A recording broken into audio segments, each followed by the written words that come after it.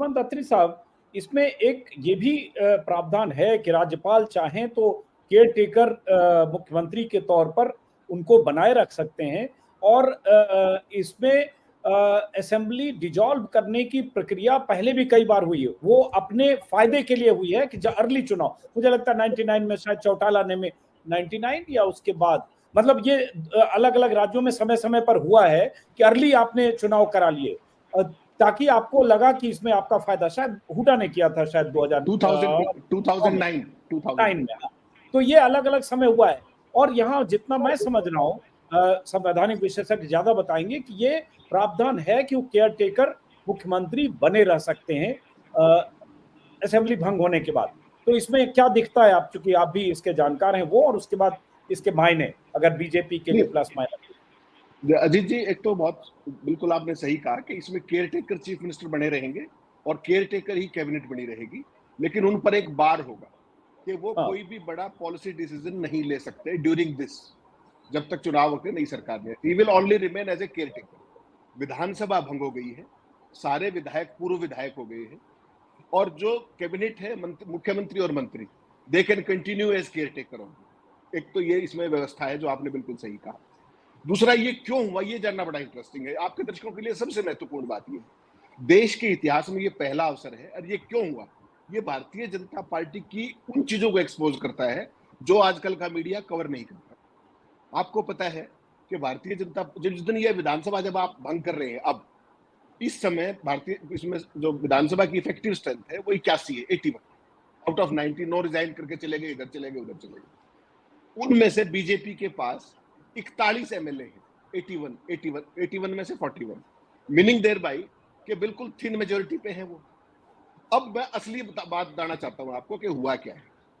चूंकि विधानसभा का चुनाव जो नायब सिंह सैनी है उनकी अपेक्षा से पहले घोषित हो गया, हमने पहले भी कई बार इस पर बात की है, तो 16 अगस्त को चुनाव घोषित हो गया विधानसभा का 2 बजे, और 17 अगस्त को नायब सिंह सैनी ने कैबिनेट की मीटिंग बुला रखी थी।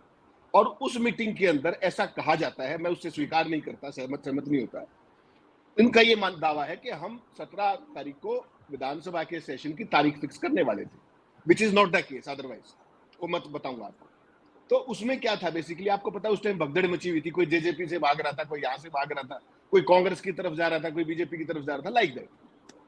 तो पहली बात तो ये हुई सत्र ना बुलाने का कारण कि 16 अगस्त को चुनाव डिक्लेयर हो गया, इनको बहाना मिल गया, जबकि ये कैबिनेट बुला सकते थे सेशन के लिए, कोई प्रावधान ऐसा नहीं है कि जो इनको पार करे, लेकिन उन्होंने नहीं बुलाई।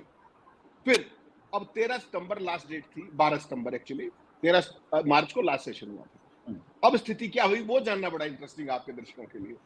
इस समय अगर 16 अगस्त के बाद सेशन बुलाते तो 81 आपकी टोटल विधानसभा, 41 बीजेपी के एमएलए। लेकिन इंटरेस्टिंग बात यह है कि भारतीय जनता पार्टी ने अपने 14 एमएलए की टिकट काट दी है, लेकिन फिर भी वो एमएलए तो रहते हैं ना इस सेशन में, तो इस हाउस में। तो इन केस अगर उनमें से कोई बगावत करता तो सरकार मुंह दिखाने लायक नहीं रहती, और जिसकी प्रबल संभावना है आप रोज देख रहे हैं जिस तरीके से बगावत हो रही है। तो ये एक बहुत ही सेल्फ इन्फ्लिक्टेड इंजरी है जो भारतीय जनता पार्टी के संविधान के प्रति निष्ठा को एक्सपोज करती है। चाहते तो तब भी बुला सकते थे, तब भी ये बात थी कि भाई ये माइनॉरिटी गवर्नमेंट चला रहे हैं, धक्के से चला रहे हैं, केंद्र की उससे चला रहे हैं, राज्यपाल की उससे चला रहे हैं, तब नहीं बुलाया सेशन, और उसके बाद भी नहीं बुलाया, जबकि 16 अगस्त के बाद सेशन बुला सकते थे, आपको कोई कानून नहीं रोकता, तब भी नहीं। मेरा यही कहना है, मेरा यही है कि जब हम लोग ये डिस्कस कर रहे हैं और जान रहे हैं, रविंद्र सेवरान भी लगातार 3-4 दिनों से मैं देख रहा था ट्विटर पर इधर उधर बात कर रहे हैं, तो भाई ये तो उन्हें भी पता है जो सरकार चला रहे हैं, भाई 6 महीने की मियाद में नहीं बुलाओगे तो डिजॉल्व करना पड़ेगा। तो उन्होंने ये कैलकुलेटेड किया होगा, ये ऐसा तो है नहीं कि उन्हें पता ही नहीं चला रहे कैलेंडर में तारीख पता, ओ शिट ये तो 6 महीने हो गया, अब ऐसा तो हुआ नहीं होगा।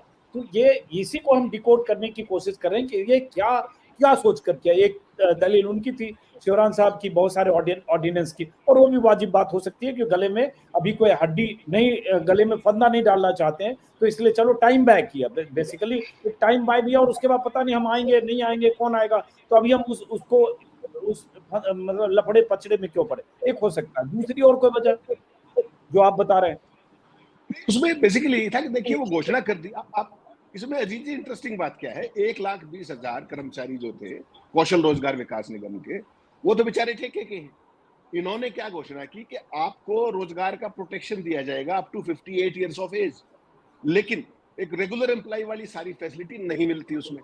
तो सारी उम्र के लिए इनके ऊपर एक कलंक लगता है कि कहने को इन्होंने सो कॉल्ड रेगुलर भी कर दिया और इन्हीं के समकक्ष जो दूसरे, इनके वेतन भी कम है और सुविधाएं भी कम।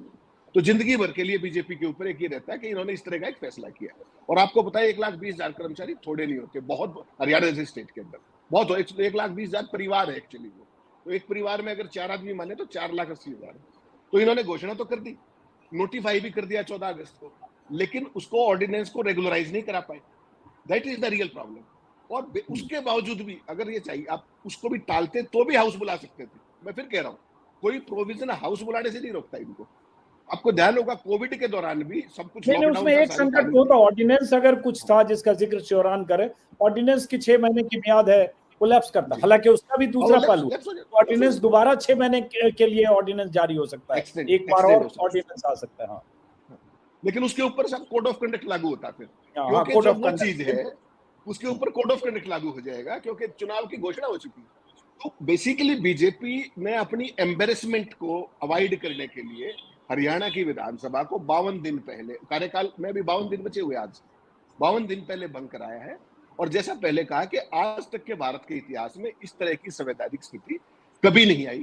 तो उसके जो कारण है वो मूल रूप से दो ही है कि BJP wanted to avoid this embarrassment, जो उसने खुद इन्फ्लिक्ट की है अपने ऊपर। मैंने और आपने या किसी और ने नहीं की, उनके खुद के कारनामे।